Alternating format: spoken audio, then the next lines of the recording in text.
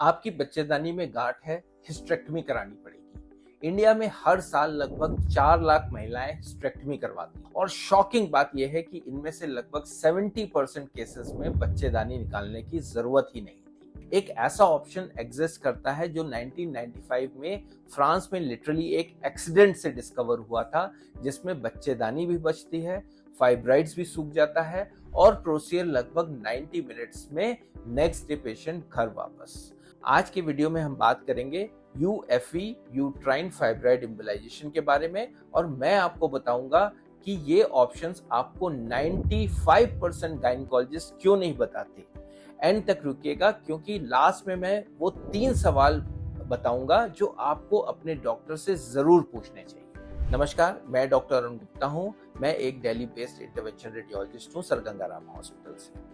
आज हम बात करेंगे इंटरवेंशन रेडियोलॉजी के एक प्रोसीजर के बारे में, एक ऐसी मेडिकल स्पेशलिटी जिसने पिछले 50 साल में मेजर सर्जरीज को लिटरली पिन होल प्रोसीजर्स में कन्वर्ट कर दिया है।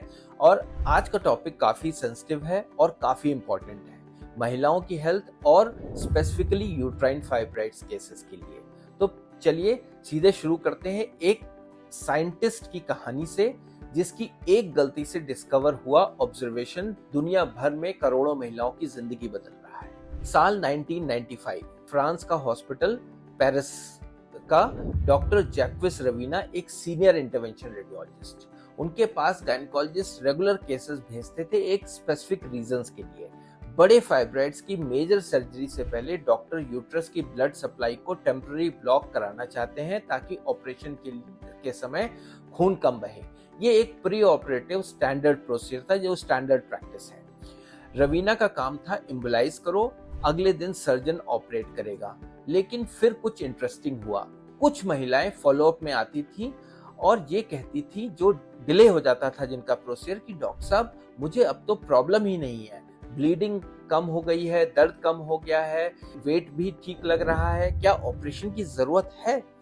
रवीना हैरान हुई। उन्होंने स्कैन किया तो देखा फाइब्राइड 40 to 60% श्रिंक हो गए थे बिना किसी सर्जरी के। रवीना ने रियलाइज किया जिस चीज को हम प्री ऑप स्टेप समझ रहे थे वो खुद ब खुद एक कंप्लीट ट्रीटमेंट है। उन्होंने 1995 में लैंसेट जर्नल में एक पेपर पब्लिश किया और दुनिया की गायनेकोलॉजी फॉरएवर बदल गई। आज यूरोप और अमेरिका में 1.5 लाख से ज्यादा यूट्राइन फाइब्राइड एम्बोलाइजेशन हर साल होते हैं। इंडिया में ये कुछ सैकड़ों में होते हैं क्योंकि अवेयरनेस नहीं है। तो फाइब्राइड होता क्या है? सिंपल भाषा में यूट्रस की बच्चेदानी में की मसल वॉल में एक नॉन कैंसरस ग्रोथ। ये गांठ छोटी भी हो सकती है, मटर के दाने के बराबर भी, और कभी कभी तरबूज जितनी बड़ी भी। इंडिया में 30 साल के बाद हर 4 महिलाओं में से 1 महिला को फाइब्राइड होता है। सिम्टम्स क्या होते हैं? हैवी पीरियड्स, इतना हैवी कि हर 2 घंटे में पैड चेंज करना पड़े, पीरियड के टाइम पे ब्लड क्लॉट, सीवियर क्रैम्प्स, कमर में दर्द, बार बार यूरिन के लिए जाना, पेट का बाहर निकलना, एनीमिया की वजह से थकान, कंसीव करने में दिक्कत, और सबसे परेशानी की बात, ट्रेडिशनल अप्रोच हमेशा यही रही है, हिस्टेरेक्टमी करा लो, प्रॉब्लम खत्म।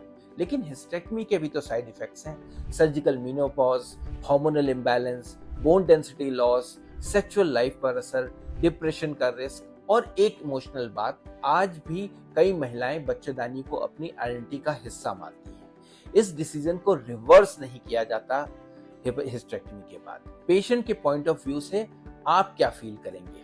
अब यूट्राइन फाइब्राइड एम्बोलाइजेशन कैसे होता है, स्टेप बाय स्टेप समझते हैं। प्रोसीजर की एक रात पहले आप हॉस्पिटल में एडमिट होते हैं, कभी कभी सुबह ही एडमिट होते हैं, आपको ओटी में ले जाते हैं, कैथ लैब में आप फुली अवेक रहते हो। जांग की सुई से या रिस्ट की सुई से लोकल एनेस्थीसिया में इंटरवेंशन रेडियोलॉजिस्ट एक्सरे गाइडेंस में एक थिन ट्यूब या कैथेटर यूट्रस की दोनों आर्टरीज तक पहुंचाते हैं।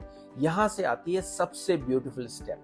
Doctors microscopic particles, PVA particles, जो ग्रेन के सैंड जितने छोटे होते हैं, यूट्राइन आर्टरी में रिलीज करते हैं।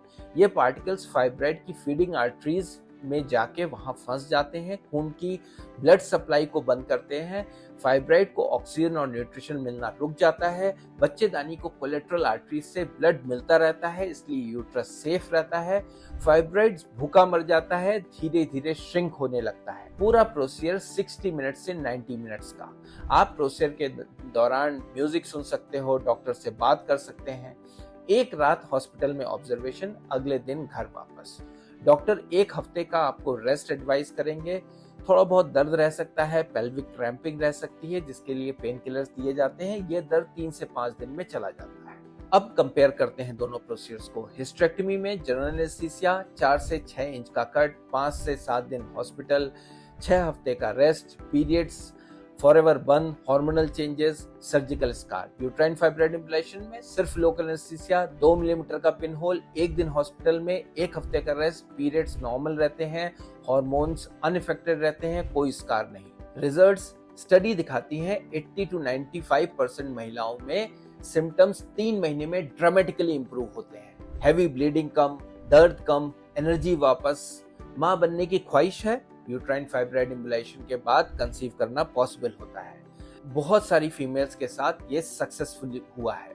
रिकरेंस रेट करीब 5 से 10% इन 5 ईयर्स। एलिजिबिलिटी क्या है? मोस्ट फाइब्राइड पेशेंट्स कैंडिडेट हैं, चाहे सिंगल फाइब्राइड हो या मल्टीपल, चाहे साइज छोटा हो या बड़ा। जो महिलाएं कैंडिडेट्स नहीं हैं, जिनको पेल्विक इन्फेक्शन है या स्पेसिफिक कैंसर सस्पेशन के केसेस में, डिसीजन एमआरआई स्कैन डिसाइड करता है, जो इंटरवेंशन रेडियोलॉजिस्ट देखते हैं। 2 कॉमन मिथ्स आपके क्लियर करता हूं। पहला मिथ, फाइब्राइड है कोई तो बच्चेदानी निकालनी ही पड़ेगी। बिल्कुल गलत। हिस्टेरेक्टमी एक ऑप्शन है, ओनली ऑप्शन नहीं। दूसरा मिथ, यूट्राइन फाइब्राइड एम्बुलेशन सिर्फ उन महिलाओं में होता है जिनकी फैमिली कंप्लीट है। मॉडर्न डेटा दिखाता है कि फर्टिलिटी प्रिजर्विंग ऑप्शन के रूप में भी यूट्राइन फाइब्राइड एम्बुलेशन वैलिड है। और एक इंपॉर्टेंट सवाल, मुझे ये ऑप्शंस क्यों नहीं बताया गया? इसका सीधा जवाब है, इंटरवेंशन रेडियोलॉजी एक अलग स्पेशलिटी है। गायनेकोलॉजिस्ट की ट्रेनिंग हिस्टेरेक्टमी और मायोमेक्टमी की है, जो वो अच्छे से करते हैं। यूएफई के लिए आपको इंटरवेंशन रेडियोलॉजिस्ट से डायरेक्ट मिलना पड़ता है। सो उम्मीद है आपको ये वीडियो इंटरेस्टिंग लगा होगा। तो वो 3 सवाल जो आपको अपने डॉक्टर से पूछने चाहिए। पहला, क्या मेरे केसेस में यूट्राइन फाइब्राइड एम्बुलेशन एक ऑप्शन हो सकता है? दूसरा, क्या मैं एक इंटरवेंशन रेडियोलॉजिस्ट की सेकंड ओपिनियन ले सकती हूँ? तीसरा, अगर हम 6 महीने वेट करें और कंजर्वेटिव मैनेजमेंट ट्राई करें तो क्या कॉम्प्लिकेशंस का रिस्क है? नॉलेज इज पावर दोस्तों। अपने बॉडी का डिसीजंस खुद लीजिए, इन्फॉर्म डिसीजन लीजिए। अगर ये वीडियो हेल्पफुल लगा है, प्लीज लाइक कीजिए, चैनल को सब्सक्राइब कीजिए, और अगर कोई सवाल है तो कमेंट सेक्शन में पूछ सकते हैं। नेक्स्ट वीडियो में हम बात करेंगे वेरिकोज वेन्स के लेजर ट्रीटमेंट की, कि कैसे 45 मिनट्स में बिना कट, बिना चीरे, सिर्फ एक छोटी सी नीडल एंट्री से वेरिकोज वेन्स को ठीक किया जा सकता है। तब तक के लिए अपना ख्याल रखिए। नमस्कार।